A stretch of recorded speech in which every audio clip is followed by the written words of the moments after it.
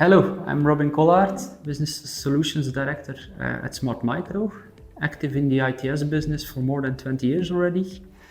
And I know a lot of technologies to do traffic detection in general, and more specific on highways and at signalized intersections. So first of all, in general, I think it's important to know that radar is a robust technology to detect moving objects at distance in a very big field of view.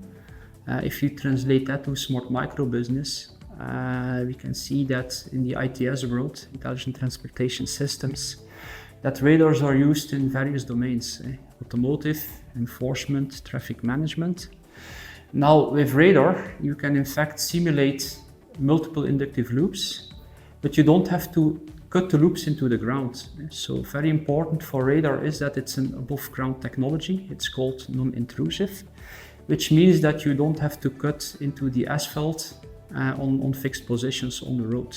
So imagine that you want to move the stop line a little bit further or a little bit closer to the intersection because you want to add or remove a waiting area for bikes, for example. Then with the loops you have to recut them. Whereas with the radar you can just change the virtual radar loop into your configuration. You can move it a little bit forward or backward depending on what you want.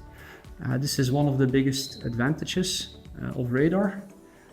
But an additional added value for radar compared with inductive loops is that it has a very wide field of view. So you can replace with one radar, you can replace multiple inductive loops. Which makes the solution very cost effective. Additionally, if you look to a radar, it's pretty small in the size of a hand, so it does not attract the attention. If it's mounted on a traffic light pole or on a luminaire, it's very compact, doesn't attract the attention, so it's not very sensible for vandalism and theft.